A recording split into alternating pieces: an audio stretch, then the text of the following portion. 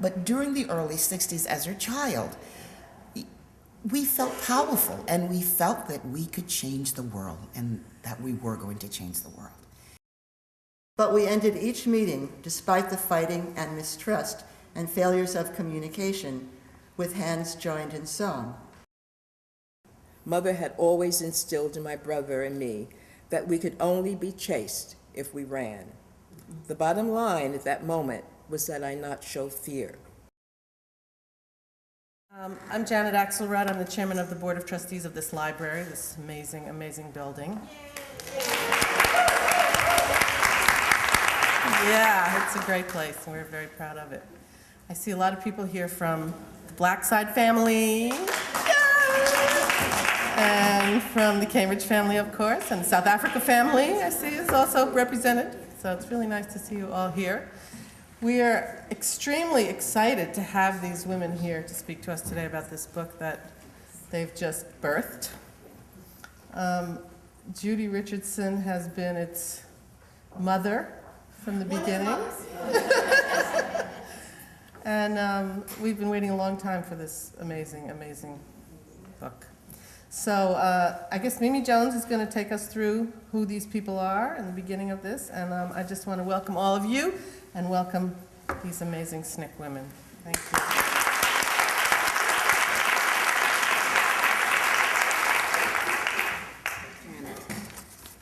My name is Mimi Jones, and I will tell you a little bit about me, and then I'd like to introduce this extraordinary panel.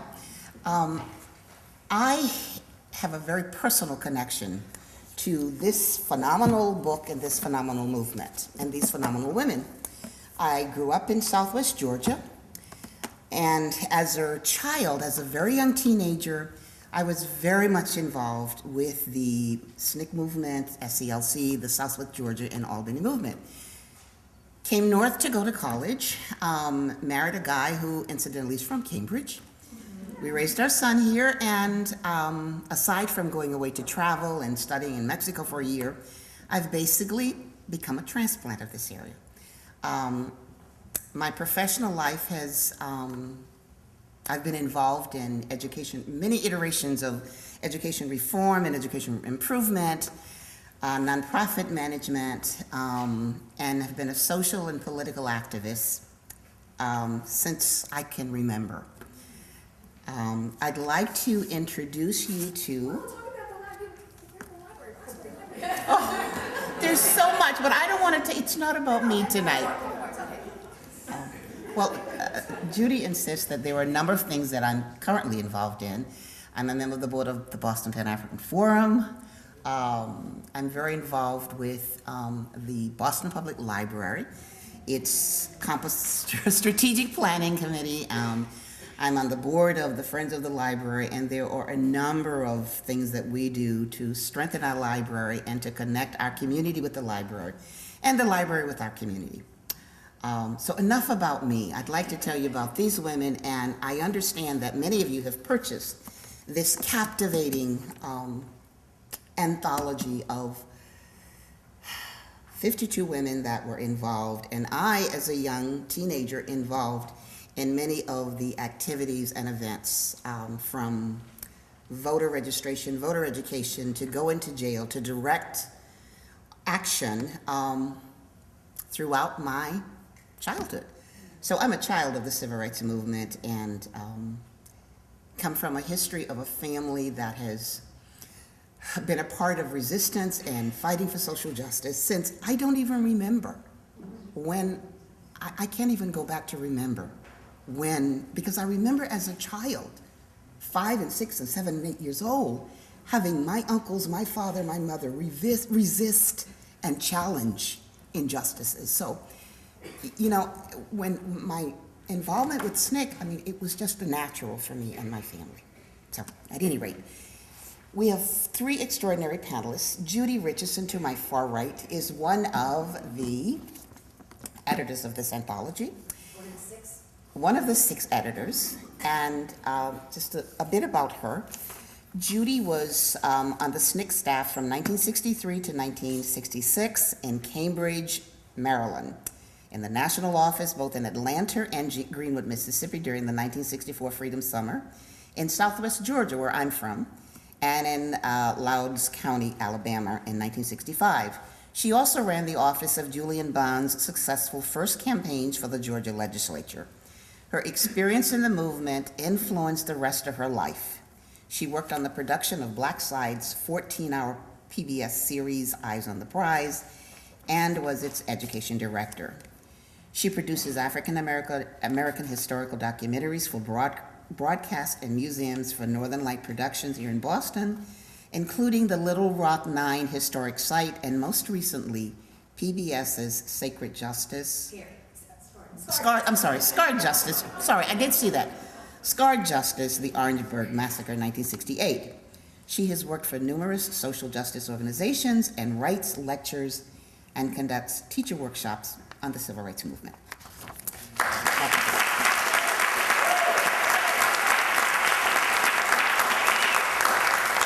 Seated next to Judy is Janet Jamat Moses.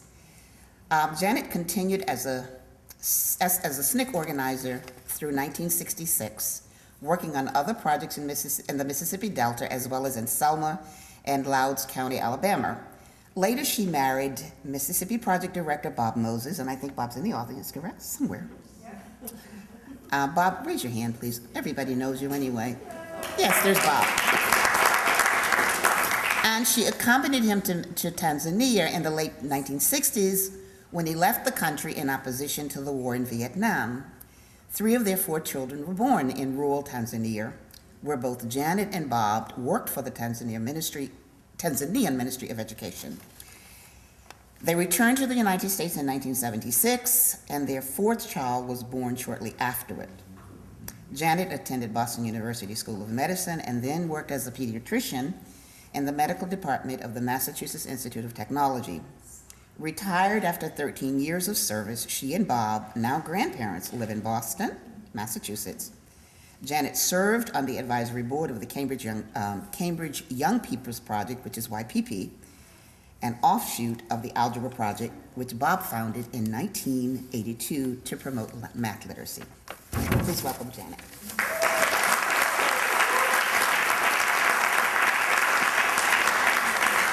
Okay, our third panelist, to my right, is Barbara Brandt. Barbara has spent most of her life in the Boston area and has continued to work for social change, helping to organize successful resistance to an 8-lane highway through Boston's inner city. And I live 2 blocks from that, so.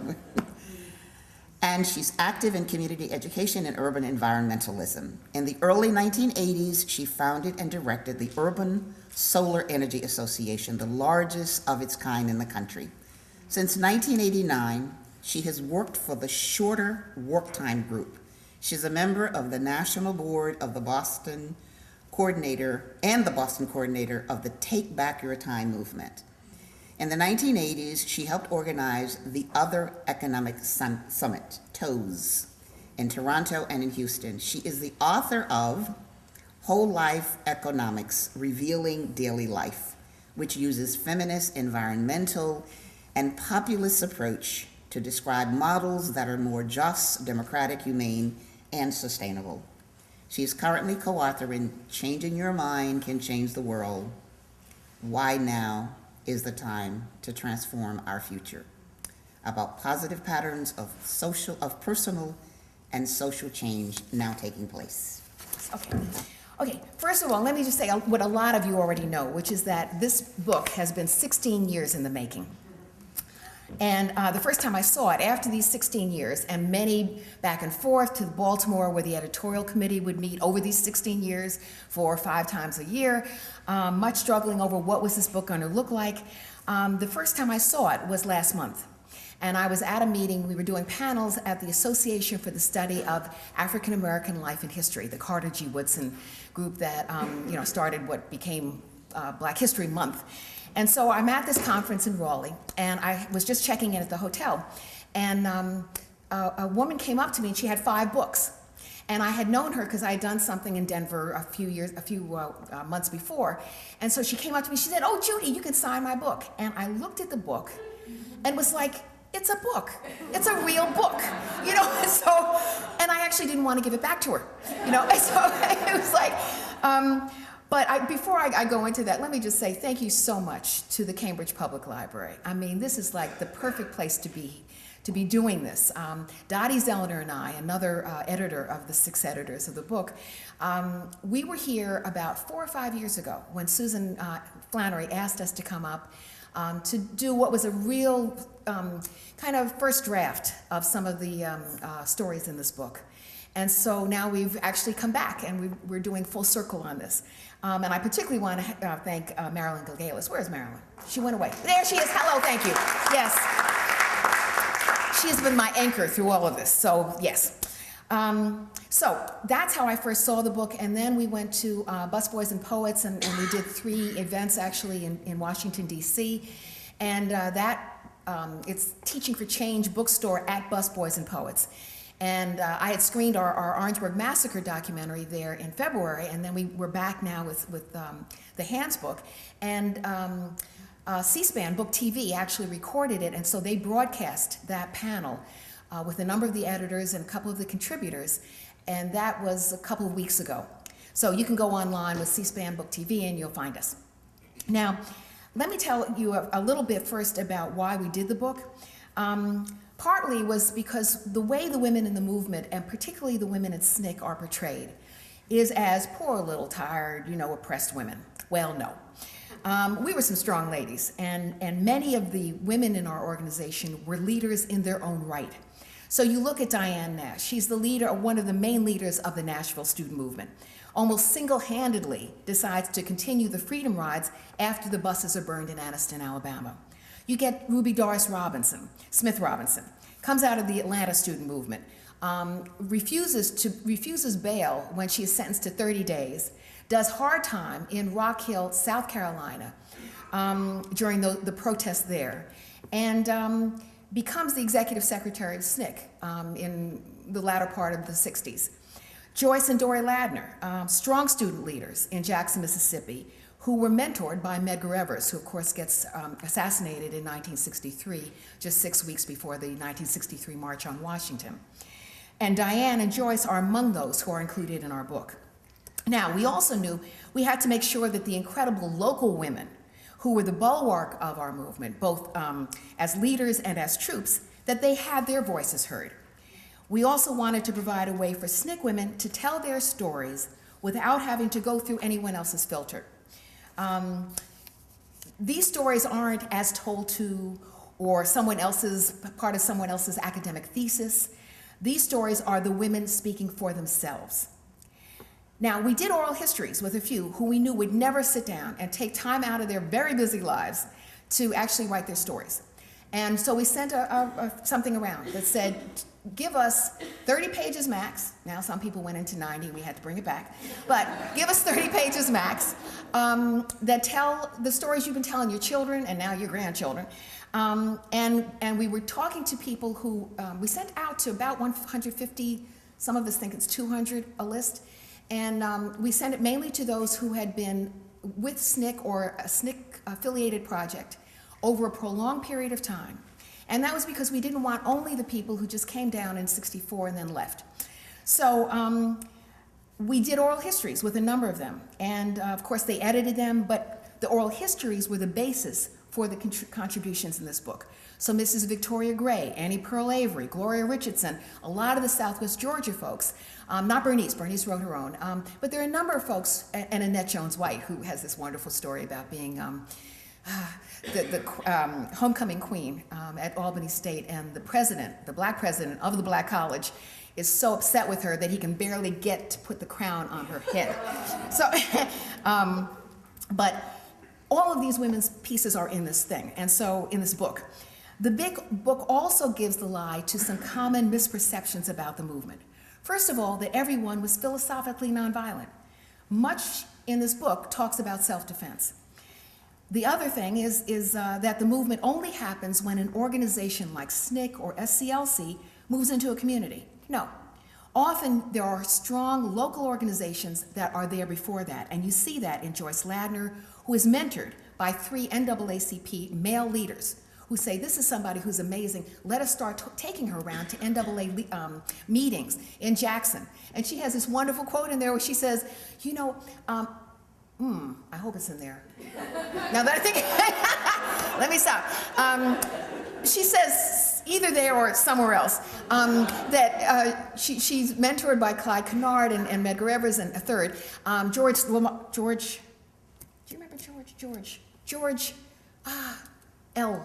anyway, that she is taken around by these three people, and she's sitting in an NAACP meeting in Jackson with all of these NAACP folk in it, and she says, I wonder if the white folks know they're here, you know, and it's this sense of this amazing group of people whom she did not know existed. Okay, so the other thing you get is this intergenerational support. Joanne Mance, Christian Mance talks about it, Joyce Ladner talks about it, so it's not just the younger people pushing the older folks. You get this sense of really strengthening across generations.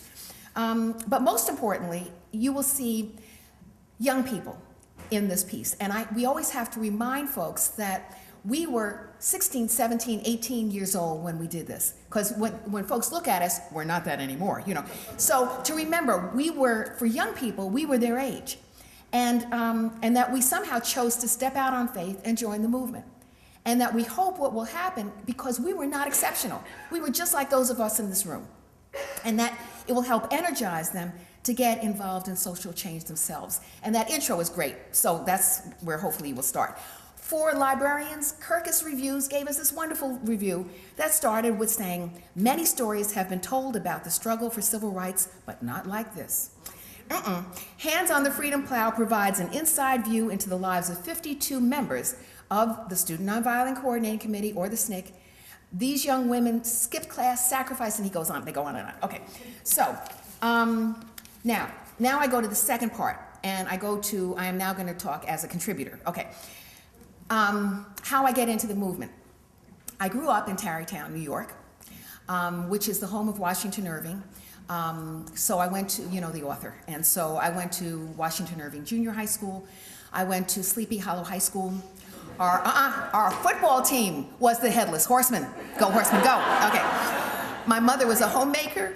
My father worked in what we just referred to as the plant. That was the Fisher Body Chevrolet plant. All the fathers I knew worked in that plant. My father had helped to organize the United Auto Workers Union, the local, at that plant. And he was treasurer of the local when he died on the assembly line when I was 7. And somehow my mother still managed, as a single parent living under the hill next to the railroad tracks, to get my sister, who went to Bennington at that point, went to Bennington College in Vermont, and got me through to college. So fast forward, 1962-63, I'm at Swarthmore College, good Quaker college in Pennsylvania, on a full 4-year scholarship because we had no money. And what I find when I get there is that there is a Students for a Democratic Society, SDS chapter on campus. Now, I'm trying to think, does everybody know what SDS is here? Y'all are my age, I don't know, yeah, okay. Well, just in case, okay. SDS was the progressive northern, primarily white student group that was very supportive of the student sit-ins and all of what we were doing in SNCC. And so that SDS chapter is on Swarthmore's campus. I go to the first meeting just on a lark, because my mother is not there to stop me, okay? And I get on a bus because they say, well, they're doing a few things. They're working on several issues. One is on campus. They're trying to get better working conditions for the all-black cafeteria staff, including me, since I'm studying, and I'm also working in the cafeteria. Now, they're also, though, doing tutorials in nearby Chester, Pennsylvania. The main thing, though, is that they are working with the strong local movement in Cambridge, Maryland, on the eastern shore of Maryland. Oh, sorry. That's the person I usually work with. That's Bester Cram and his wife, Penny. She's an educator. Bester is the head of Northern Light Productions, which is my company. Okay, sorry. Just a, a little diversion here. Okay. What'd you say? Oh, this right. Okay, so the SDS chapter, which was called SPAC, the Swarthmore Political Action Committee, is working with the Cambridge, Maryland movement to desegregate facilities. Now, African Americans in Cambridge, by the way, eastern shore of Maryland, African Americans had the vote for years. In fact, Gloria Richardson, who is in this book, strong leader, her uncle had been on the city council for years. But what was interesting was that at Christmas, when they had the, Christmas banquet for all the city councilors, they had kind of suggested to him that he not attend. So for years, they would bring a box dinner to the house. His wife was livid, and you will see that. I mean, Gloria talks about that. It says, you shouldn't take that crap. You shouldn't give it. Okay. But his thing was, well, it's been this way. So, but this is where Gloria comes from. And Gloria's piece is in this. I get on a bus to Cambridge on a lark.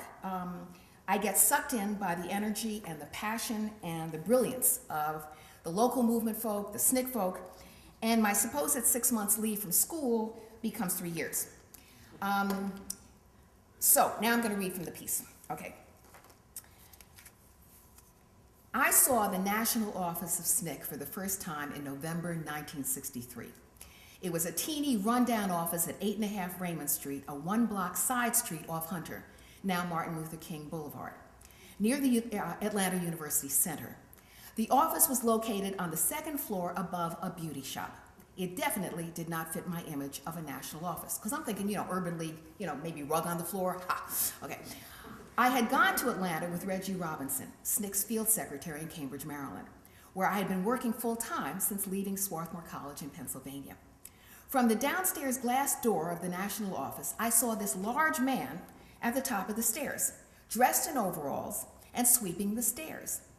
Reggie saw him too, then ran up the stairs, and with broad smiles and much hollering, they hugged each other like long-lost brothers. I thought, whoa, this is truly an egalitarian office, since I assumed the man to be the janitor. It was only after Reggie called the man's name that I realized this was Jim Foreman, SNCC's larger-than-life executive secretary. There was such joy, warmth, and affection in this moment that I thought, Judy, you haven't just joined an organization, you've joined a family. SNCC really is a band of brothers, and later we added sisters, and a circle of trust. And I assumed I'd be in it the rest of my life. Now, I later found out that Foreman often swept up, and not so much to clean the perpetually dirty office, which was good since he wasn't all that good at it. Rather, he was showing us that, as he often said, no job was too lowly for any in the organization to do, and every job was important to sustaining the organization. Reggie introduced us, and through questioning, Foreman found out that I had taken a semester off from Swarthmore, and that I could take shorthand, which was kind of, for those of us not in my age, kind of like texting but with symbols, and that I could type 90 words a minute. So I never made it back to Cambridge, Maryland. Now, I then became Foreman's secretary, which was no problem then, is no problem now. I got a bird's eye view of this far-flung organization, Friends of SNCC, the photo department, the research department, campus Friends of SNCC, the pro bono lawyers in New York.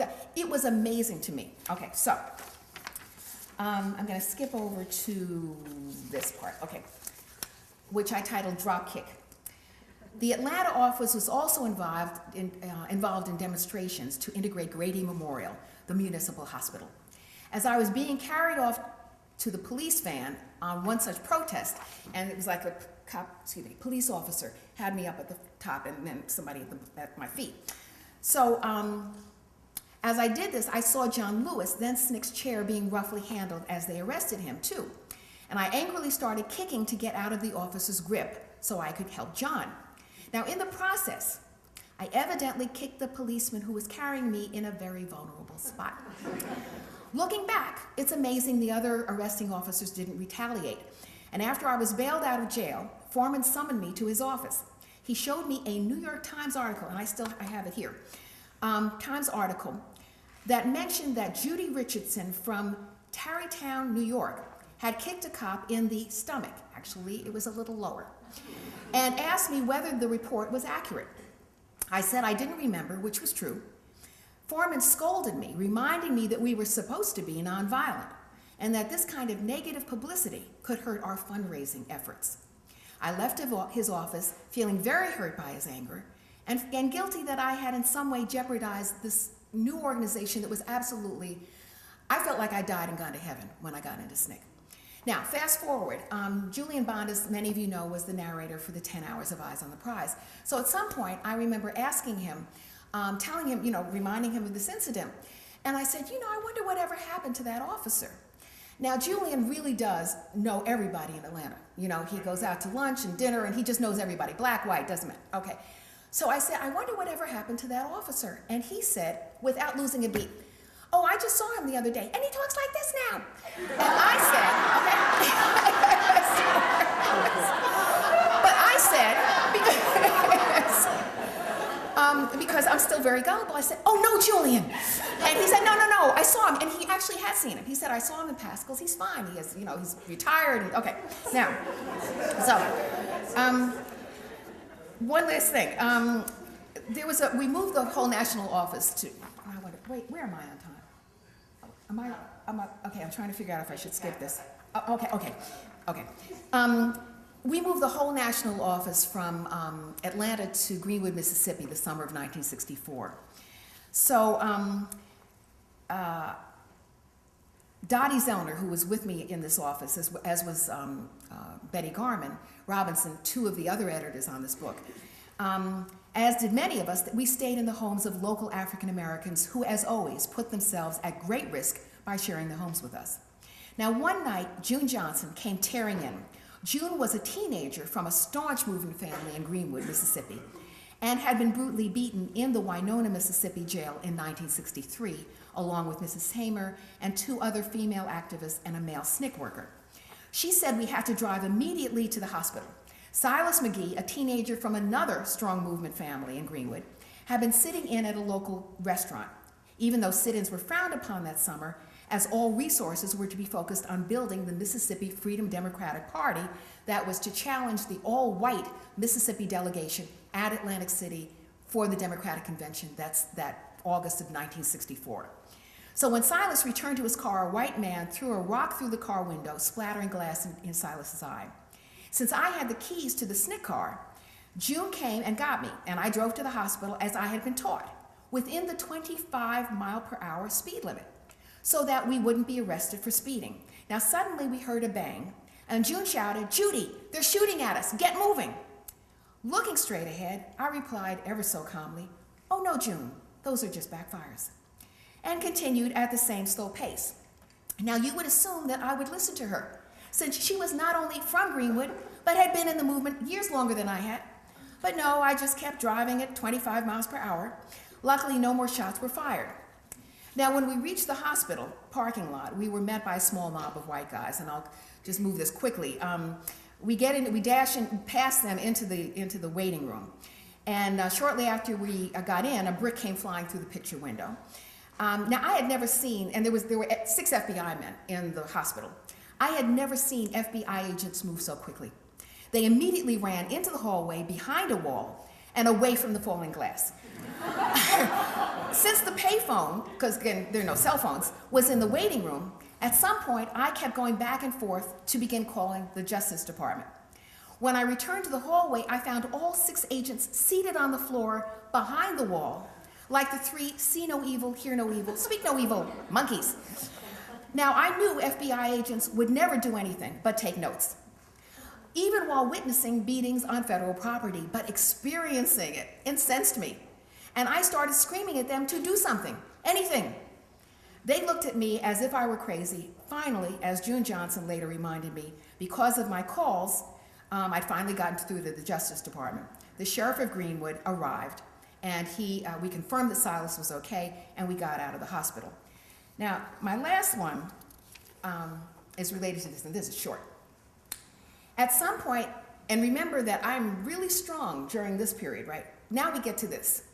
At some point that summer of 1964, while Dottie and I were handling the Watts line, that was like an 800 number where projects could call and let us know if somebody had been beaten or was in jail, and it was like an 800 number. We would then call the Friends of SNCC and say, Dory Ladner's in jail. This is the number of the cell, let them know that somebody outside Macomb, Mississippi knows that they're in there. And people would call from Philadelphia or Chicago or San Francisco. Okay, so we're womaning the Watts line. I got a call from my sister, whose real name was Carita, but I had always called her Kita. Okay. In New York, as a SNCC fundraiser, she had been coordinating the Long Island fundraising parties that Harry Belafonte had offered to do that summer. He'd also agreed to appear at a rally in Greenwood, Mississippi, with the actor Sidney Poitier that had been scheduled for the next night. But my sister called to say that Belafonte was about to miss his plane. So I immediately hung up and called New York's then Idlewild Airport, that becomes Kennedy, right, to try to delay the plane. It's hard to imagine how powerful we felt at that point. I frantically spoke to someone at the airline counter at the airport, explained the situation, and was immediately transferred to the tower. This truly was a different time. I mean, the three are missing now. You know, it's Mississippi Freedom Summer. Cheney, Goodman, and Schwerner are missing. We all know they're dead. All of the focus is on Mississippi. And Northerners at that point are feeling very sympathetic because, you know, the movement hasn't moved north and pointed out some of their inconsistencies. So they're very sympathetic. So incredibly, the flight controller was sympathetic. I mean, I get to the flight control tower. He is incredibly sympathetic to my request. Says he loves Harry Belafonte and would do whatever he could. Okay, he goes off the phone, he comes back, he says, with what I believe really was genuine sadness, that they couldn't hold the plane. Okay, still refusing to give up. I made one final plea, and I actually said this: if you can't give us the vote, at least give us Harry Belafonte. Okay, but to no avail. I called my sister back with alternate flights, and she put Belafonte on the phone so I could tell him directly. I heard his mellifluous voice, and to my amazement, became totally speechless. My mouth opened, and I swear it's like a movie. My mouth opened, no words came out. Even when I heard Belafonte say with some irritation, "Carita, no one's there," I still couldn't utter a word.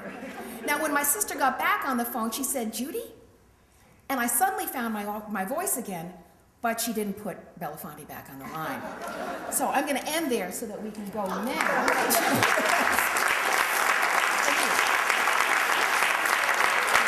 to Janet Moses. So, I've been instructed to talk about how I got involved in SNCC and how I got to Mississippi. So there's one part of this story which is a very rational part. It's historical. My mother had been involved in organizing nurses. My uncle was a conscientious objector during World War II. And I was a child of the South Bronx. And I think we underestimate children. Very early I understood that there were differences between my neighborhood and other neighborhoods once one crossed the Grand Concourse. And so there was a sense that there were things that we couldn't take for granted that other people could take for granted. So all of that, plus being in a very terrible school, you know, until I had one teacher from, I'll digress a little bit and tell this story. The most important thing that happened in my 6 years at PS 63 in the Bronx was having Miss Newby as my 5th grade teacher. She was a substitute teacher from the South. And I was her pet in class. She trusted me so much she would send me to the bank, which was a block away, to even deposit her check. Total trust. I would come up and I had lunch with her. And coming from South Carolina, I think it was South Carolina that was her home, she had a sense of justice and of the injustice that was being done to us. So by June, we knew what an Uncle Tom was. Very, very important. I mean, our class, it was a wonderful class. And I was the representative to the committee to decide what gift should be given to the principal. And my class voted that, well, we should have curtains for the school because there were no curtains in the auditorium. And all the other representatives said that there should be a watch, that his name was Mr. Levine, God, I remember his name, that he should get a watch. And so took a vote, and the vice principal was there. And I said, well, my class said that we should have curtains. And I was outnumbered. And I remember he was sitting next to me, and he said, well, Janet, we can make this unanimous. it's really important that we all have the same vote. And so I said, okay, give Mr. Levine a watch. So I went upstairs and I reported out to my class. And Ms. Newby seemed to be very, very satisfied until we had the assembly later on in the week. And it was announced that there was a unanimous decision, all the representatives, to give Mr. Levine a watch. And I was sitting next to her. And she looked at me and I knew that I was in trouble. We got back upstairs to our classroom and I wanted to cower and sit in my seat. And she said, Janet, go to the front of the room. And I stood in front of the room, and I can see myself there, and she said, class, what does it mean when we send somebody, when we give somebody a job, that they're supposed to represent us, and that they go down and then they don't do that? Uncle Tom! Uncle Tom! I was tears, right? She sent the class down for lunch. And she told me, no, I don't remember whether she sent me down, she told me to come back. You know, it was her way of saying, yes, you had done, this was so important to her. And it was so important that you cannot betray a trust, no matter who it is. The principal, it could be Genghis Khan, it doesn't matter. We sent you down with a job to do. So anyway, I think, and there are other things that got me to miss it, but she was very important. She's an important, I can see her now, she was about 4'11" with platform shoes on. Just an important post in my consciousness, right? And so I'm sure that she was part of that. She contributed a lot to my going. And this was what, 1960, I think by 1963 I decided I was going to go south. A group of our friends, we spent Saturdays picketing Woolworths, and at one point I decided, there were other activities. I mean, this was really a time of ferment, and young people were empowered. Do me a favor. The jangles are going to be picked up right here with the thing. Oh, okay. Can you move the Yes, I jangles a can. little Great. bit? Okay, great. So I'll try to do it. Okay. But no, So feeling empowered, but by 1963, the winter of 1963, I decided that I was going to go down to Mississippi because I felt whatever we were doing paled in comparison to what was happening in the South. And it was just I was compelled, you know, just to I would not have been able to look myself. There was such a disconnect between what I believed in and feeling that if I didn't go, that I would be a coward, and how could I live with myself? You know? So I had to bring my image of myself and the reality together. So I managed to get down to Mississippi by, I think it was the end of June, sometime in July. I've been teaching school, and so this was 1964. I finished that year and went south, went to Mississippi to work, and SNCC in particular, because SNCC embodied for me what was important, not that it was the only thing that was important in making the changes that I felt needed to be made. But it was the way in which it was being done that resonated with me. So I landed in Mississippi, I guess it was early July, 1964. So, now my piece? Okay. I haven't told that story in a long time about Mrs. Newby. Yeah, she's an amazing, amazing woman, amazing. Yeah. The piece is entitled If We Must Die, and so I'll just read. I decided at 22 that I would risk my life to stay alive, to walk in the sun without shame or guilt for not doing what in my heart I knew I should do. A chain of events had brought me to this crossroads in my decision tree. 2 years of picketing at Woolworth stores in support of the campaign against segregated lunch counters didn't seem to be enough when others were putting their lives on the line. So I finished out the school year. I was teaching social studies at Watley Junior High School in Harlem and made arrangements to go to Mississippi in the summer of 1964. I spent my first year in Natchez, which had been pried open by Chuck McDew, George Green, and Dory Ladner. We were provided lodging in a rooming house owned by George Metcalf, a local NAAC leader.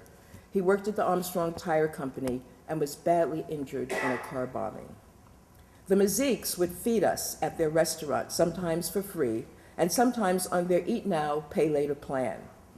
Annie Pearl Avery from Birmingham joined us sometime during the year.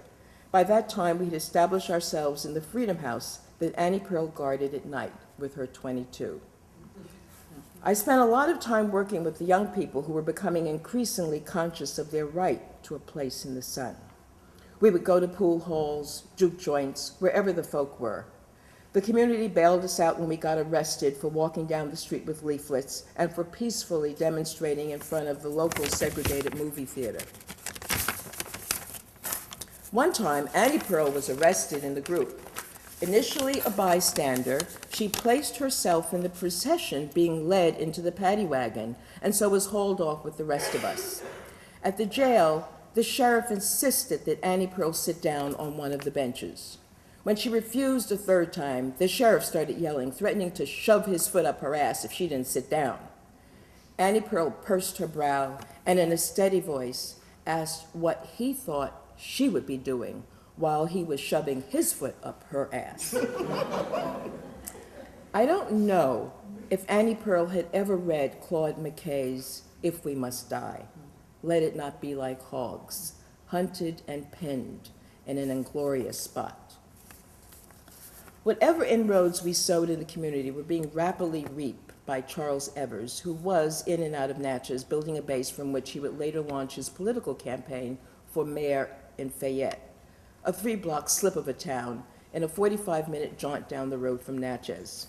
Pressure was coming from SNCC staff volunteers to integrate the Natchez project, which had maintained an all-African-American staff and which, because of its location in southwest Mississippi, was considered one of the more dangerous projects in the state.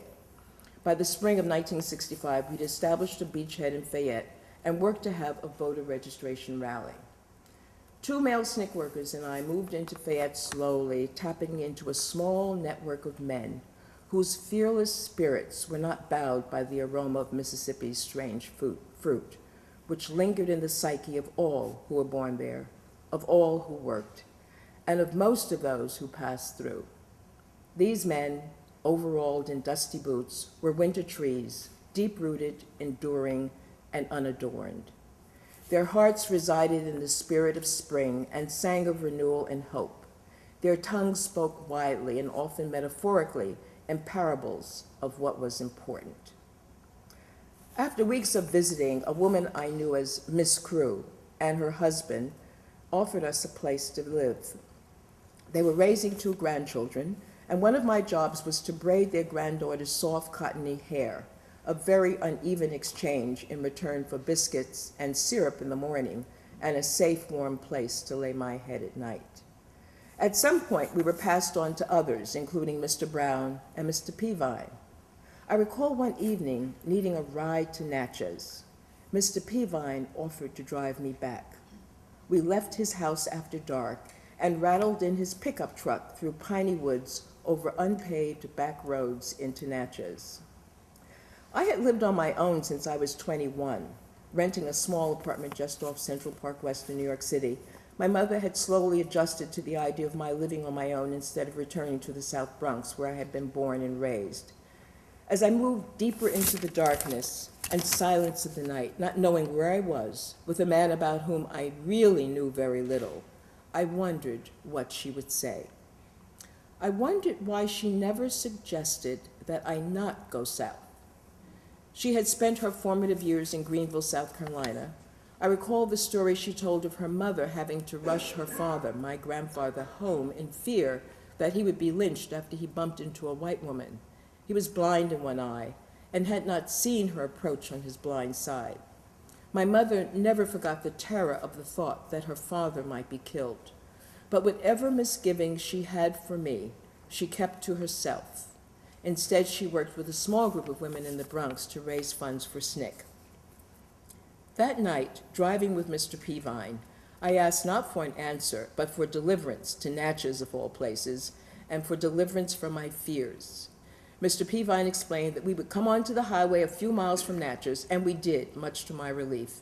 Then he returned home the way we had come. One day I met Mr. Brown and his wife. He listened unemotionally as I told him who I was and why I was there.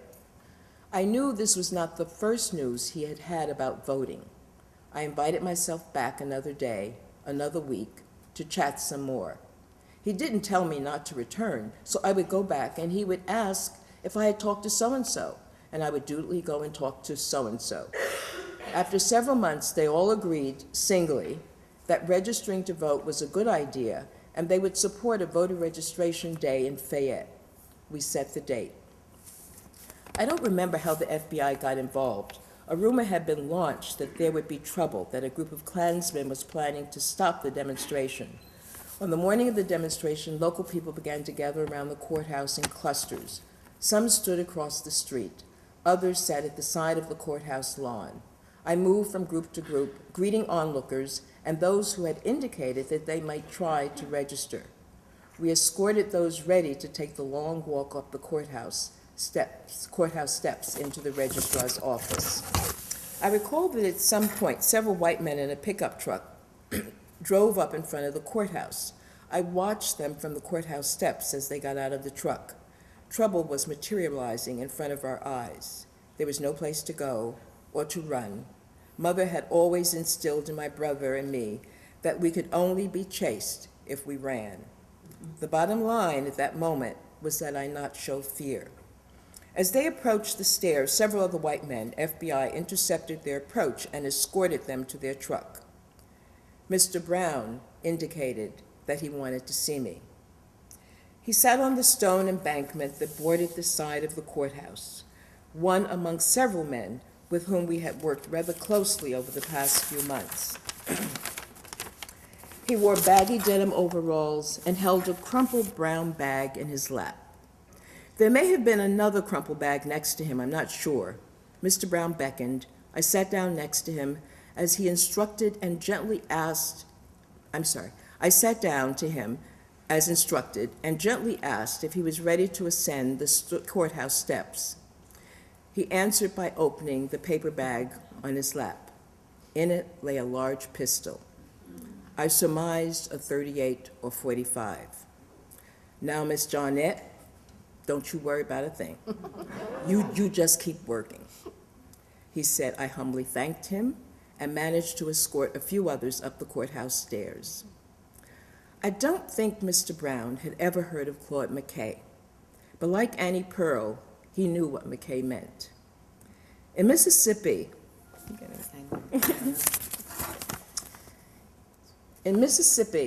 we lived by the grace of God and the love and the vigilance of farmers and day workers who took care of us children, who had no better sense than to believe that we could take white power to the mat. All right.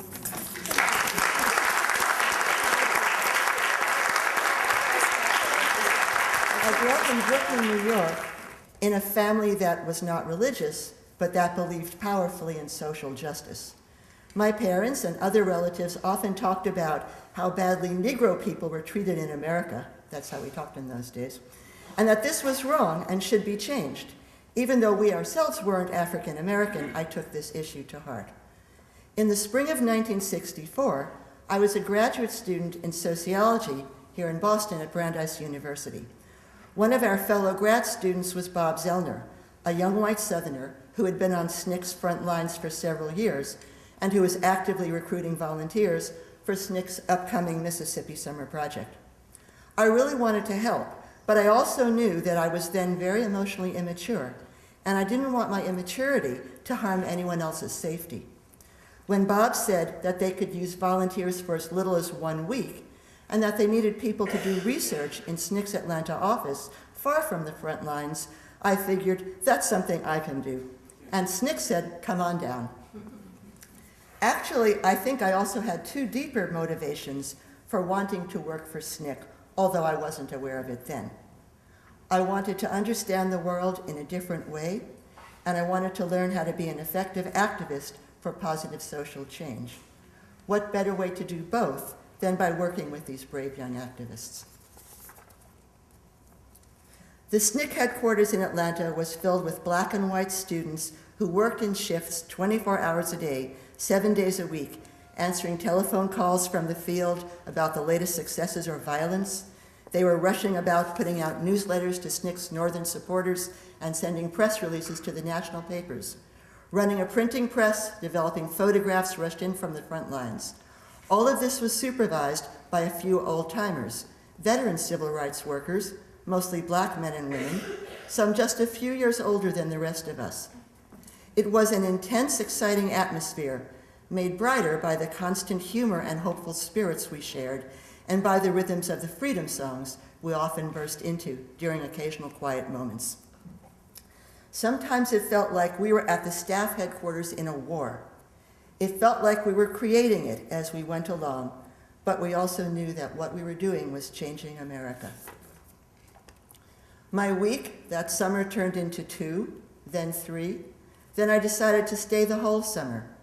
At the end of the summer, the regular SNCC staff asked me if I wanted to stay and be an actual paid SNCC staff person.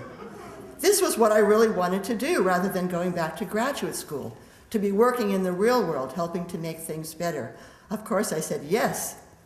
I felt more confident by now, so I volunteered to become the Watts telephone operator on the night shift. I sat in the Atlanta office from 6 in the evening until 2 every morning, sometimes the only person there. Each day I called up every one of our projects in Mississippi and Alabama and Southwest Georgia to find out about the latest shootings and bombings and voter registration figures, typed them into written reports, and in emergencies I called the FBI, the Justice Department in Washington, or our supporters up north, and badgered them to help us. For example, when one of our workers in Indianola, Mississippi had been arrested for some blatantly ridiculous charge, I called right into the Indianola jail and put the fear of God into the sheriff, letting him know that if anything happened to his prisoner, the whole United States would know about it. Shortly after the summer project ended, there was a big staff meeting in Atlanta to discuss the new direction of the movement. Attended by the young kids from the rural towns, the middle-aged Mississippi women in their cotton dresses, the farmers in their faded overalls, and the student field workers, both men and women wearing blue denim overalls, work shirts, and heavy boots. True to our goal of total equality, everyone was free to speak out at staff meetings, regardless of their background, education, or rank in the organization. But I was a little disappointed to see that the meeting turned into an almost abstract debate about the definition of an organizer, the qualifications of a staff member, and possible restructuring of the organization now that they had to incorporate the dozens of new volunteers who, like myself, had stayed on. The staff meetings magnified both the beauties and the tensions of the movement. Everyone was encouraged to say whatever they felt, so we sometimes had sessions late into the night filled with hostile accusations. But we ended each meeting, despite the fighting and mistrust and failures of communication, with hands joined in song, in the anthem of our movement that someday we'd overcome, we'd all be free, we'd live in peace. The Atlanta office staff was recruited for a week just before the 1964 November elections to aid in the Mississippi Freedom Vote. I finally felt ready to go to the field and was sent to the small delta town of Indianola, Mississippi. Indianola was a hot, dusty town in the middle of flat, muggy cotton planting country, a town divided into 2 halves. In the white section, the streets were paved, the homes large and beautiful, with lawns and trees spreading out before them. The people were well-dressed, the stores modern and prosperous. In the black section, the streets were dirt. The homes often no more than small shacks without plumbing, their front yards filled with broken-down cars or just bare-packed dirt, the people tired and plodding in their old clothes, the stores no more than hole-in-the-wall groceries. The freedom workers in Indianola were white college students and the project director a young black man from Los Angeles. They lived together in the middle of Indianola's black section in the home of Mrs. Magruder, a warm, sturdy old woman who seemed unconcerned with the whole thing, who spent her time chatting with the other old women in the shade of her pecan trees as they pieced red and green and orange speckled and black striped rags into beautiful quilts. She cooked us biscuits, cornbread, collard greens, and spaghetti and meatballs. She also encouraged us to pick and eat the sweet pecans that fell from the tall trees in front of her house. I was always in awe of her. If not for the courage of Mrs. Magruder and women and men like her all over Mississippi, there would have been no summer project. No one ever talked about it, but everyone knew her home could be firebombed any night. Walking through the black section of town, canvassing for the freedom vote, we ducked behind parked cars every time the Klan members with their rifles drove by on regular patrol. But my funniest experience also happened in Indianola. During the week I was there, we heard that some of our co-workers had been arrested and were in the Indianola jail. A white volunteer named Karen and I were the only ones at Mrs. Magruder's house at the time, and we discussed what to do, after calling the incident into Atlanta, of course. Our only experience with people being in jail came from Hollywood adventure movies. What do you do when the hero is in jail? You bake him a pie and hide a file in it. Well, we didn't have a file, and the sheriff probably would have caught on if we had walked down to the jail with an apple pie for the prisoners. So we decided to sneak in a secret message instead. Karen and I made Spam sandwiches. And in between two pieces of meat, surrounded by lots of mayonnaise, we buried a tiny note wrapped in waxed paper. It said, "Don't worry, I'll get help."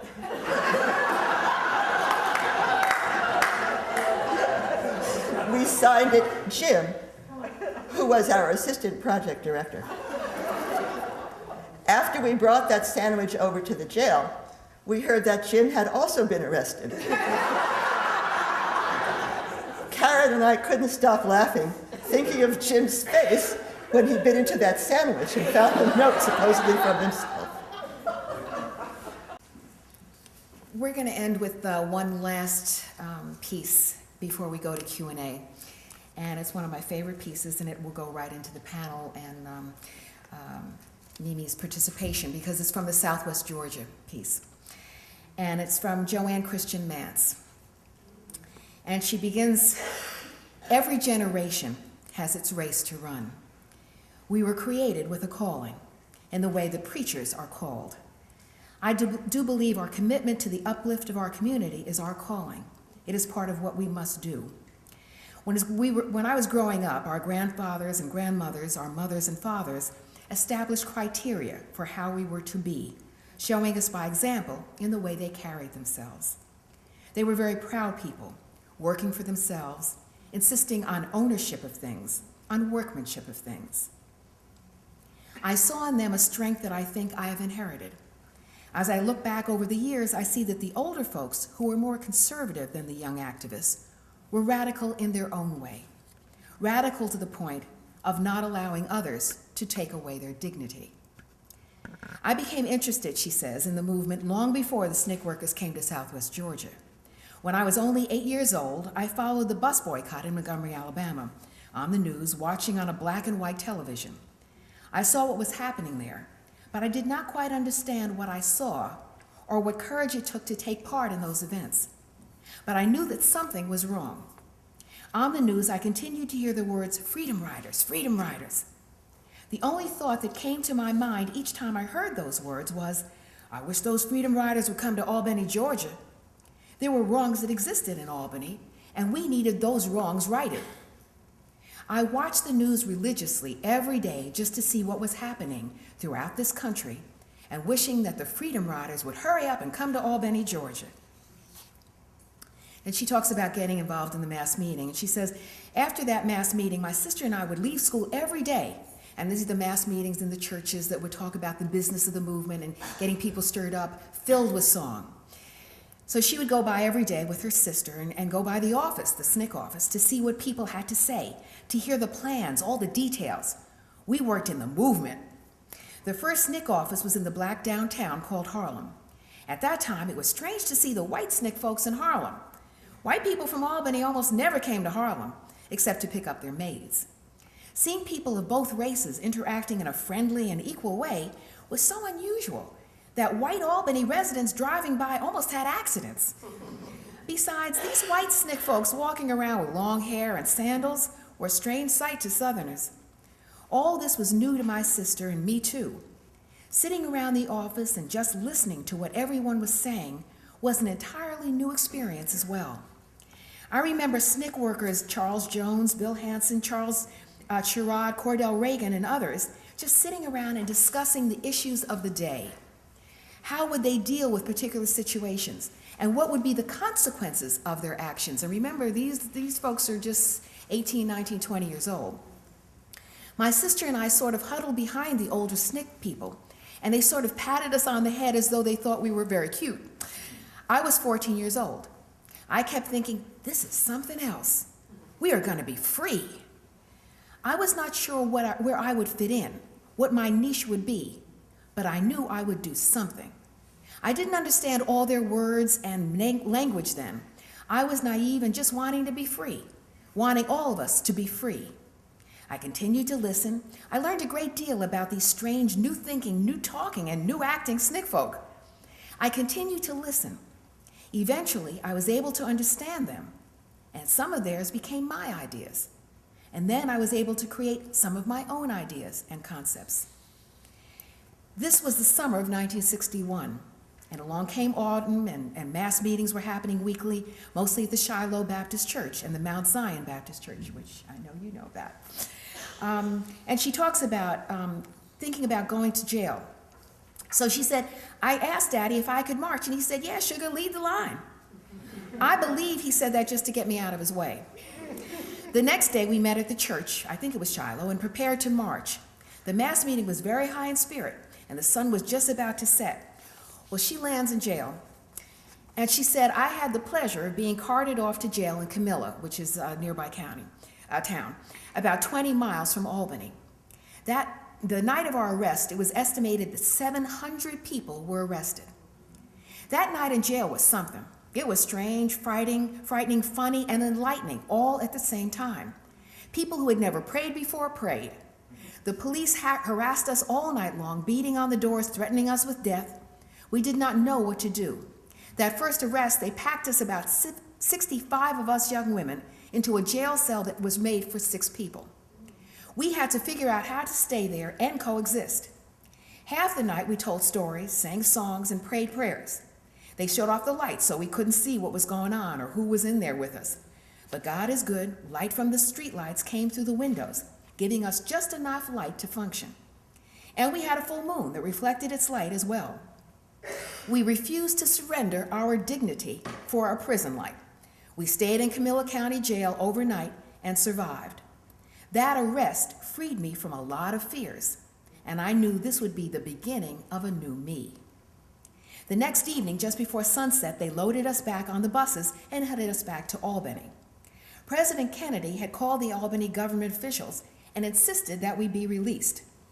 Albany officials said we'd all be considered juvenile delinquents, so they marched us to court and gave us all a record before they released us. When I got out, it was so nice because Mama gave me 5 candy bars. I thought, I need to go to jail all the time. Since we had not eaten at all that entire day, I ate all the candy bars at once. I always remember getting this treat of butternut candy bars and how good they tasted. Marches in Albany were happening almost daily. By the time I was 16, I had been in jail 17 times. My sister Dear, who was 2 years younger than me, and my sister Marietta, whom we called Deke, and who was a year older, usually went right along with me. And by the way, there was a point where 3 generations of Christians were in the jail at one time, including her 7-year-old sister. Okay. The most difficult arrest and jail experience happened after I went on a summer 1963 march organized by the SNCC Field Secretary, Willie Ricks. Gene Willer, another contributor in the book, from SNCC, was in the line too. The Albany authorities had told the movement that we could not congregate in groups of more than 3 people, but we marched anyway. At City Hall, when we informed the chief of police that we wanted to pray, he told us we were under arrest. So we all began to lie down and go limp, and the police started to drag us down an alley. We soon named this alley Freedom Alley, because that's the route on which we freedom workers were always taken when we were arrested. There were rocks and broken glass all up and down the alley. Everyone who refused to walk into the jail was dragged over rocks and broken glass and then up several steps. We were asked to get up. Some got up, but I did not. I made them drag me all the way down the alley and then up the steps. My back hit each step one by one as they bumped me over them. When they got me inside, they threw me into a corner. Faith Holsart, one of the editors of the book, of SNCC, had been arrested on an earlier day, so she was in jail before I got there. Faith was on the other side of the jail because they couldn't put, quote, the little white girls in with us. I remember hearing Faith's voice from the jailhouse as I lay there on the floor of the jail. I hollered something to her. I continued to sit in the corner where I sat, trying to put my shoes and socks back on. Somehow, my continuing to sit angered two of the policemen, so much so that they punched and slapped and kicked me. Remember, she's 14 years old. And I punched back. They threatened to kill me. They said, quote, "Get up, you black bitch." I didn't. I continued to sit in the corner on the floor, tying my shoestrings and trying to get myself together. And they said, "We'll kill you, you black son of a bitch." And trying to get, "You'll see." And I said, "You'll just have to do that because I will not move."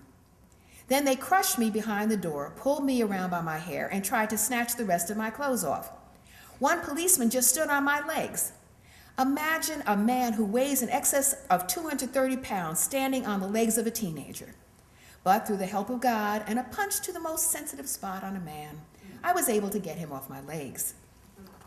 He spent 2 weeks in the hospital, as the sheriff and Camilla angrily told me near the end of my Now, she ends with, I was transported to Camilla in still in jail. I was transported to Camilla in a police car alone with the two policemen who had earlier threatened to kill me. We trailed the paddy wagon with all the other students. The police talked about me all the way to Camilla. They talked about how they would kill me. The talk was not just one-sided, though. We had a nice conversation. When we arrived in Camilla, they put all the young ladies except me in the cell downstairs, and I was placed into what was called the holding cell, and then upstairs into solitary confinement. They told me that I was on death row. I figured if you gotta go, you gotta go. I think that a lot of the events I have forgotten. I forgot because they were just too destructive. I haven't thought or spoken about when I was in solitary in a long time. I remember there were no lights, no mattress. There was a toilet, a sink, and 2 bunk beds made of steel, with holes as large as an orange throughout the base. I stayed there for 2 weeks. While I was in solitary, I was threatened every day. One day, the police put this huge, vicious black shepherd, German shepherd, in the cell with me. I guess I was supposed to scream and yell, but I didn't. In fact, what I did was to turn over like I was going back to sleep. She says God Almighty must have shut that dog's mouth. He came over to me, sniffed me here and there, but turned around and didn't do anything to me. So she finally gets out of jail. She says, finally the officers came and took me back to Albany. There, as at the Camilla jail, they told me that I was being held responsible for punching the police officer. Because of this, they said, I would have a record and would be picked up and taken to some juvenile detention center at a later date. It was just about sundown, and I was leaving downtown Albany after the interview and had to pass Shiloh Baptist Church on my way home. The SNCC workers, or outside agitators, as white Southerners like to call them, were all in the church seeking sanctuary because there had been a massive sweep and arrests of all the civil rights workers. My daddy, James Christian, and my cousin, Monroe Gaines, were sitting at the back door of the church under a spotlight with their guns across their laps. Daddy said, "You go home, sugar. You can't stay here tonight." Now, I had just spent 2 weeks of constant harassment, no food, no mattress, and now I had to observe my father and cousin sitting with guns, trying to protect the lives of students and others. As I rode off, I could see them sitting on the steps of Shiloh, sitting under the light. Both of them had worked all day, but planned to spend the rest of the night guarding the church, because the Klan had been circling the church at night. I thought to myself, oh, what a country. land of the free, home of the brave. My father and cousin are truly the brave. Daddy also told me that the Klan had gathered for a rally over across Slappy Drive in a cow pasture. It was about 7 blocks from where we and our cousins lived on Holloway Avenue. People who lived near there told my father and cousin that the Klan had called our family names over their microphone, saying they would get us. I hadn't realized all these things were happening while I was in jail. Daddy didn't want to worry me, but Albany was just about at a point of insurrection, or an explosion, one. Now, she has much more, and it is an amazing story, which Mimi will also be able to add to. We're going to, I think, stop now. Was there something else? We weren't supposed to do anything else. No. Okay, we're going to stop now and go to Q&A, question and answer. Thank you. Thank you very much. So, question and answer. Agent, yes. Okay.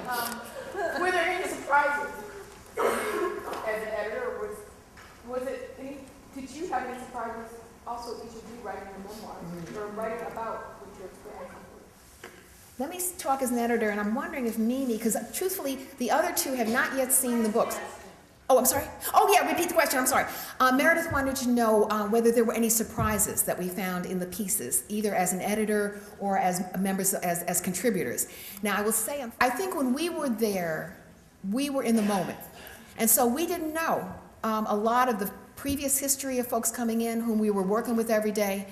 And so what was surprising, I think, most to me was where these folks came from, how they got to SNCC. Because we stayed in time. We accepted people as who they were when they met us, and then when they left, they left. So that was a surprise for me. Well, what surprised me was my own response to reading this and how emotionally raw this still is.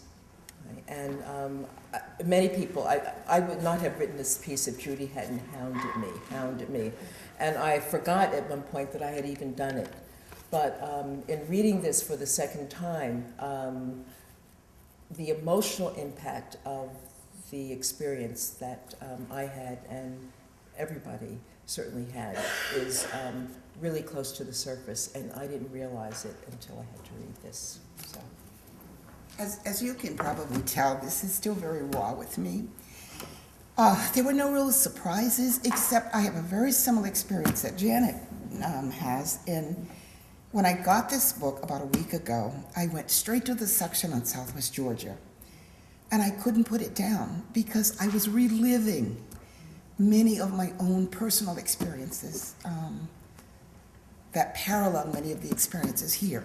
The young lady, Joanne Christian, that she just read her passage, and I were peers, and we experienced direct action, going to jail, experienced many of the same things that she experienced.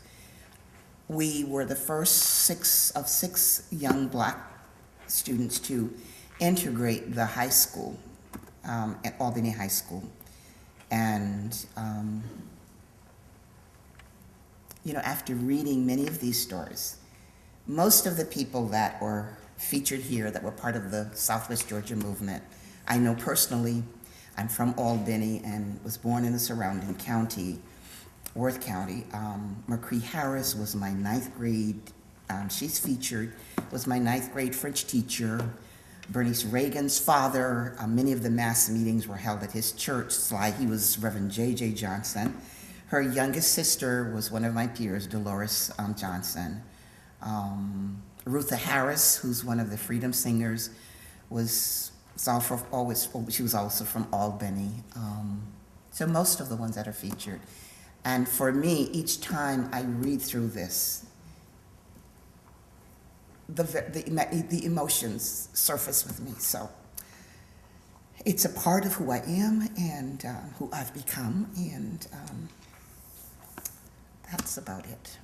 I'll be happy to share. I will add that our experience at the high school, I think Joanne talks a little bit about that, but there were so many stories. There are legions of people like Joanne and myself, hundreds of stories, but you'll get a sense of all of our stories just from reading the women, that were featured here.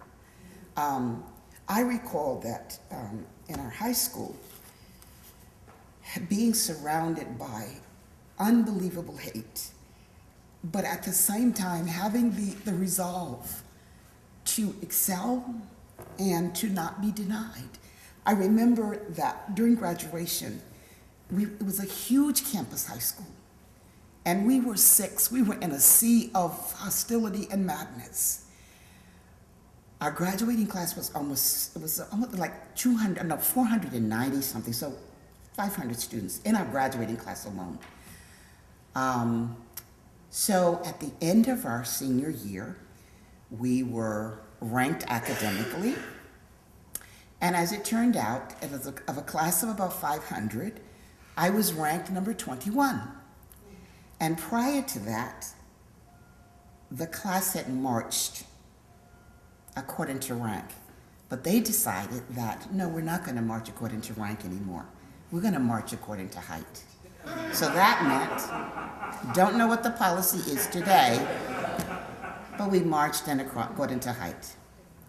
But I still was not denied, because I could not be denied the fact that out of a class of almost 500, in a sea of hostility, that I still excelled.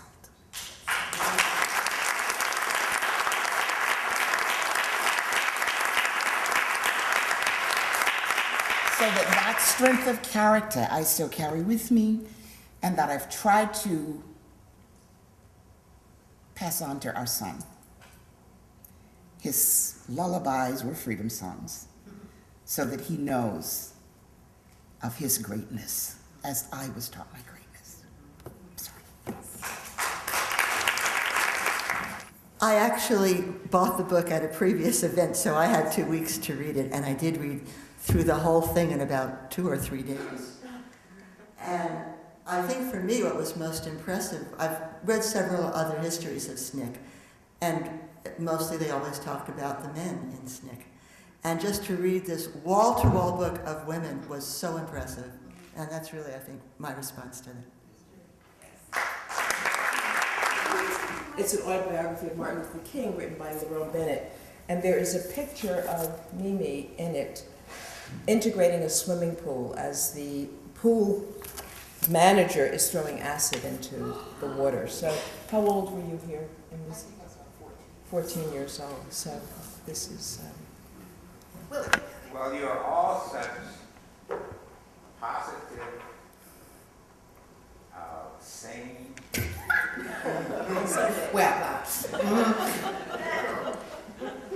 wonderful people. Weren't you scared, and how did you overcome that at the time? Yeah. Were you just, I know you're not stupid. It's a good question. Did everybody hear his question? Okay. I'm going to just speak for myself. Part of it was, yeah, you had to be scared. And as a matter of fact, you stayed away from the people who were not scared because they were crazy and they would get you killed. So part of it was, how do you somehow manage your fear and manage your anger in a way that it's not dysfunctional so that you can keep moving.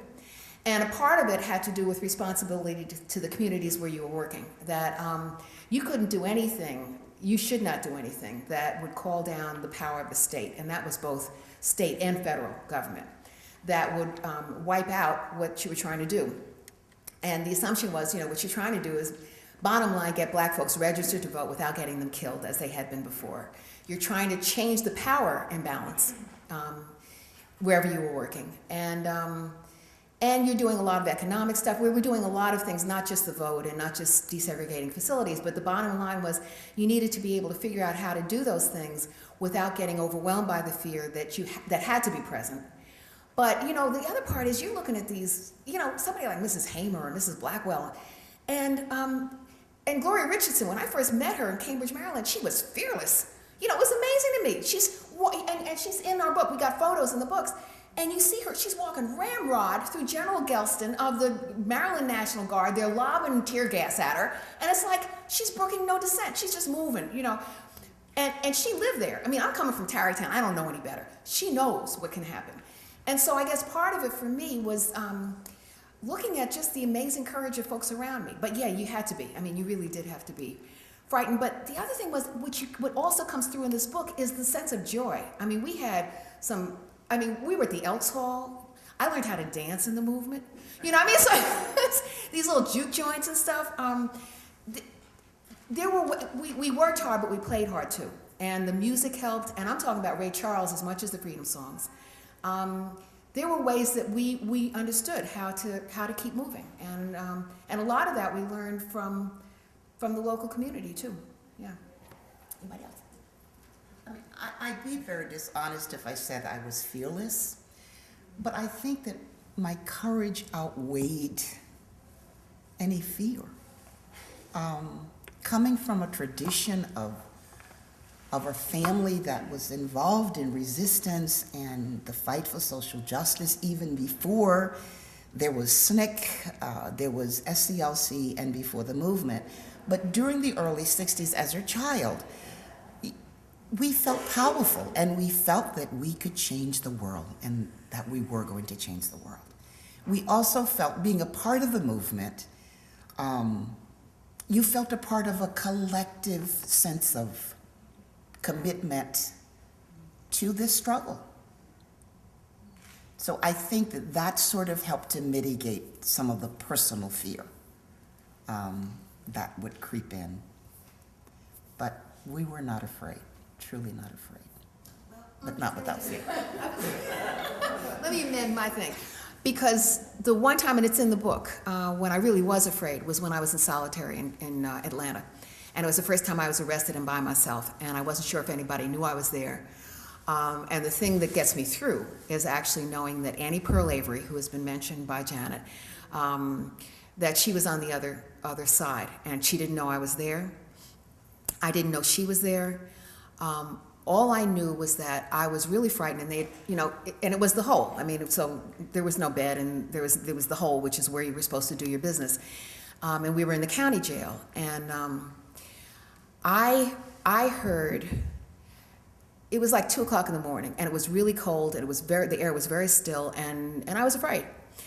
And I remember hearing Annie Pearl Avery, and out of this clear thing, she's whistling, "You made me leave my happy home."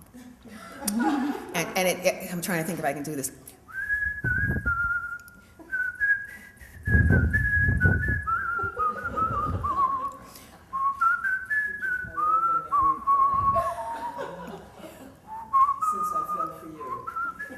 That's it. Now I hear this. I don't say, "Annie Pearl, you're up, you're up." It is just, there was a sense of calm that came over me. Because in my mind, if anything started happening to me, if they tried to do anything to me, Annie Pearl was there, and she would do something. And that was that community, yeah.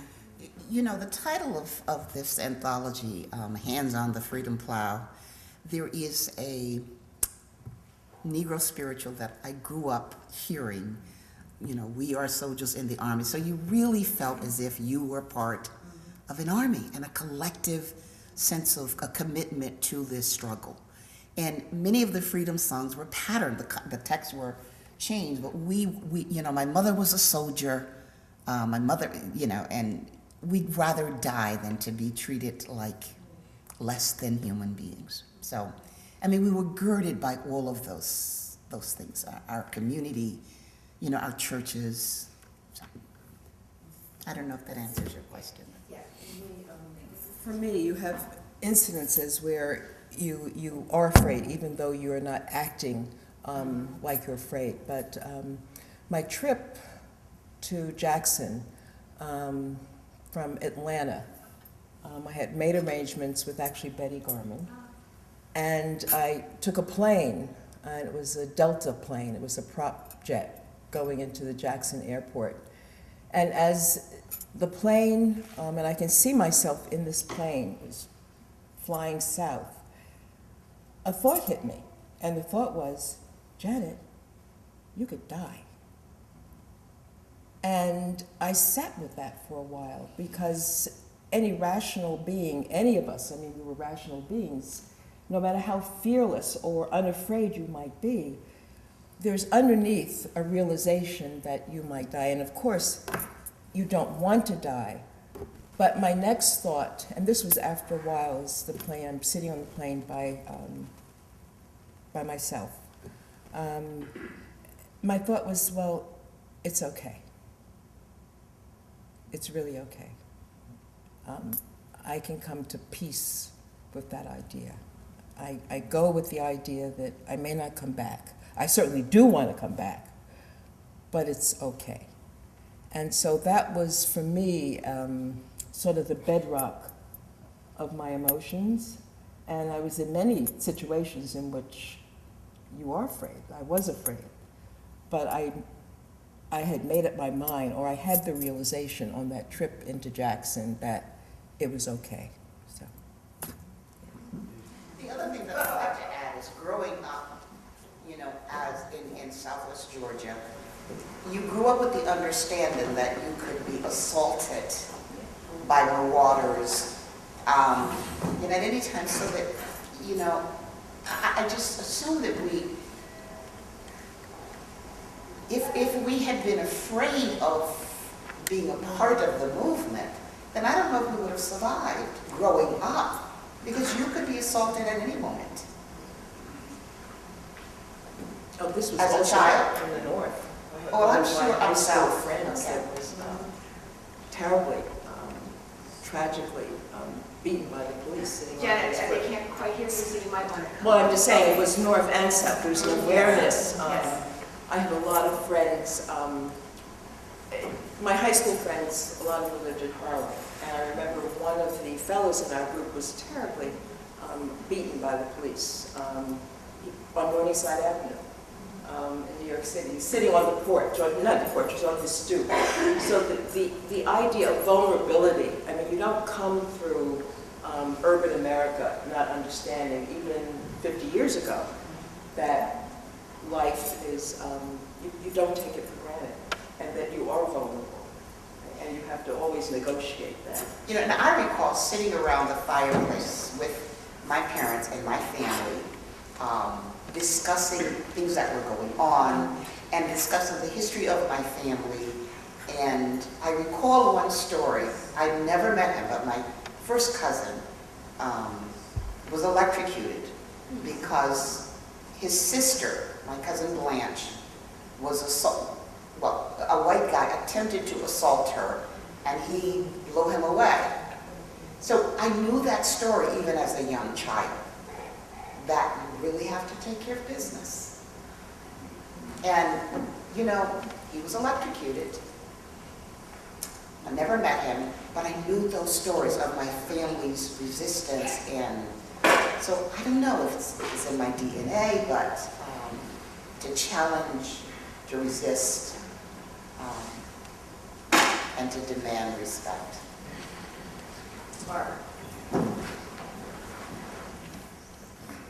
From my perspective, which of course not being an African American person, I didn't experience the direct personal continual assault that African American people do in this country, but being up north and watching the various demonstrators, I didn't know what to expect when I went down to SNCC. I just assumed that these were some wild people who all they did was go out and picket and march, and just sort of continual action. And what I found out when I got there was that these were actually very, very thoughtful people, very, very caring people. And with regard to the issue of fear, as some of the other women have said tonight, SNCC was very careful in training people. This is what you do to minimize any kind of, to minimize the possibility of things being worse, or minimize the possibility of violence against you, because the goal was to get the job done. And to me, that was a revelation, that here we were volunteering to be in the face of danger, but these people who were asking us to do this were so respectful and caring of us and giving us guidelines to help us do the work that we needed to do. And I think that played an important role in helping us keep on going, even in a fearful situation. Any other, yeah, Janet. I'm really interested in how you related to each other as women, in the sense that, you know, this period predates the women's movement, the second wave of women's movement in our country, and I'm so happy that you have come together as women to tell this story. And I just wonder what was going on in your heads about each other, whether Mrs. Baker related to you in a different way because you were female than she did with, you know. So I just wonder if you could speak to that.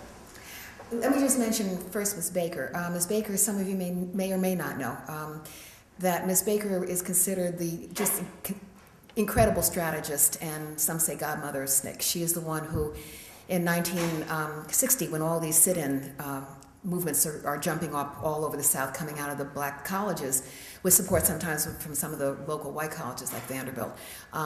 She then goes to Dr. King, and she's at that point temporary executive secretary of Dr. King's organization, the Southern Christian Leadership Conference, SCLC. And she says, you know, I think we need to bring all these young people together to talk about common strategy. And so she uses her alma mater, Shaw College at that point, in Raleigh, North Carolina. And, you know, she throughout becomes this amazing, amazing presence. I don't think that she treated the women or related to us any differently. I don't think so. Now, you get somebody like Ruth Howard, who's now Ruth Howard Chambers. Ruth says, you know, at some point, Ruth says to Miss Baker that she's from Rocky Mount, North Carolina. Well, that's where Miss Baker's from. So Miss Baker then wants to know, who are your people, you know, and stuff. So you get through that. But what I remember about Miss Baker is that she never inserted herself in discussions. She would let us talk it through. And then, and I have minutes, it's so interesting, I have minutes of the Atlanta movement, Atlanta student movement when I'm there. So it's after the main brunt of the, well, it's a different phase. So I'm talking about 63, 64. And, you know, I have the minutes. And, you know, you see her asking these questions. At some point, Dick Gregory was going to be doing a free concert for us. And she says, but he wanted $10,000 for his expenses. And so Miss Baker says to the Northern coordinator, well, wait a minute, what kind of precedent does that set? What do you mean? She says she gets on somebody's back because the office isn't open at 9 o'clock when it should be. Because she says if press needs to get us and they need a response to some of the things that we're doing, they need to be able to get to us. She would sit in meetings in Jackson, you know, and just sit there. And she always had a mask over her face because everybody was smoking and she had it, you know, I guess it was asthma or emphysema. Does anybody? Anyway, no, couldn't have been. But anyway, she had a bad, the bronchial thing. It was not great, yeah. So, but I don't think that she dealt with us differently than she would have the guys. And she always would ask people, how are you doing at the beginning? And at the beginning of a meeting, how individually to some folks, because her question was really, truthfully, as a person, in a personal way, how are you doing? But she also wanted to know, is there anything going on in your life that is going to divert you from the job at hand? You know, I mean, she was an amazingly brilliant lady. I don't think she would have known me from Eve. Okay, let me just say that. Even though I was taking notes, some people say, yeah, she would have, I don't know. What I know is that I watched her, and I watched how she moved. And she was just amazing. Now, in terms of how I'm speaking again personally, how we dealt with each other, I'm going to I felt as empowered by the men as I was by the women. I felt as nurtured. Now, there was sexism in the organization. There was no question about that. But I never felt that I was going to be constrained, except in one instance, which I won't talk about now, where we had to sit in outside Foreman's office because it was always the women who had to do the minutes of the staff meetings. And we protested that. And I have a photo, as a matter of fact, it's not in the book, but I have a photo I can show you where we're sitting out there. And the signs say, unfair, no minutes until justice comes to the Atlanta office. You know, and included in that was Foreman's first wife, Mildred, Bobby Yancey, who becomes second in command at the Schomburg Library, Mary King, who was then in communications, and Ruby Doris Robinson. Okay, so we're all sitting there with these signs. Now, Foreman reinterprets that when he does the second edition of The Making of a Black Revolutionary. And he says in his book, and I'm reading this, by the way, I'm away from the first series of Eyes on the Prize. I'm looking at this book, and I'm looking at the intro, the new intro, and he says, yes, that the women, that the women, some of the editors of this new edition have suggested he talk about the women's movement, which he didn't in the first edition. And so they suggested he talk about this sit-in outside his office. And so he says in this that in fact they came to him. We women came to him because we thought that he was more advanced in terms of, anti-sexism, and that we asked him what to do. And he says that he suggested role-playing and having a sit-in outside his office. Okay, now, so I'm going down on the train, because he was having a book party. So I leave Boston and Eyes on the Prize, and I'm going down to his book party. And at the end of the book party, it's just he and I sitting there. And I had, by the way, written, which I still have in my book, in blue highlighter. What? Okay, so I show it to him, and I said, Foreman, what are you talking about with this? We didn't. He said, well, we all have our own sense of what happened that time.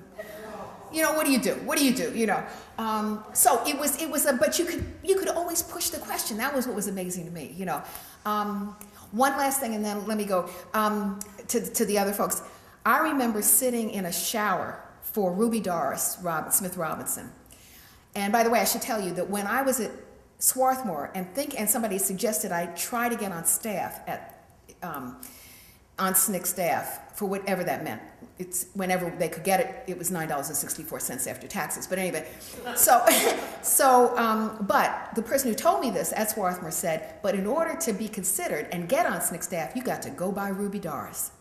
She was always this absolutely amazingly strong lady. Okay, so we had the shower for her in the Atlanta office, and it was all the women. What I remember of that shower is that nobody knew what to talk about. We didn't know anything about showers. We didn't know what you did to do chit-chat. We knew work. We knew how to talk about, what's happening in Macomb or Jackson or whatever, but we didn't know shower talk. And so there were these long silences that we didn't know how to fill, So I'll leave it with that, yeah. Yes, woman in the red. I think it's fabulous that you could be here tonight. I want to thank you so much. It's wonderful hearing your stories. Your courage and your bravery is just reaches beyond the sky. I just can't imagine. I listen to you telling the stories, and I still can't imagine how you did the things that you did and kept going for so long. And we have so much to thank you for. I look forward to reading the book, and I wish that I had read the book so I could ask other questions. But I do have a couple of questions. Can you keep it to one because we want to get to the book signing? Okay. Can you comment on what happened to Shirley Sherrod recently? Yes, and particularly. Do you want to mention? Well, Shirley Sherrod is actually from Southwest Georgia, and we're about the same age. Maybe a little bit, I don't remember. Mimi, do you want to come up here? Just I guess I understand your question, but I've not talked with her directly, but I've emailed her. But what I saw in Shirley's response to her, to the injustice, was the Shirley Sherrod that I knew growing up. She handled it with grace, with dignity, and with clarity and forthrightness. I don't know if that answers your question about whether are you asking what I feel about the way she was treated? Well, I don't think that, I wasn't all that surprised about the way she was treated, but I feel the way that she feels about it, that she was unjustly treated. And it needs to be remedied. Despite the personal injustice of it, the tragedy in that situation is that for 20, 25 years, there's been a bill in Congress. It's a $1.x billion bill to compensate black farmers who had been stripped of their land, many of them relatives stripped of their lives throughout the whole Black Belt of the South, and that the whole incident was focused on this personal insult, and that 50 years after the movement, we don't have the movement infrastructure that can say, yes, that's terrible, but the real deal is compensating these farmers and these families for the expropriation of their property. So the bill died in Congress, just a couple of months ago when this incident occurred. So if people are interested in Shirley Sherrod's story and her family's story, underneath that story is the ongoing issue of these farmers who to this day have not been compensated. Beside the fact that Congress has said yes, they should be compensated, but they have not put money behind it. And no one, think of all of the civil rights organizations, right, who said, oh, we're sorry, mea culpa, but nothing around compensating the men that, the families that should be. So that's an issue. And I might add that Shirley dedicated her life to working with farmers, both black and white. Yes, which came out, that's right. Okay. Okay, I think we're gonna stop here because I think people want to get their books signed too, and so if you want to bring them up this way, I guess, and just move this way, or how do you want to handle this?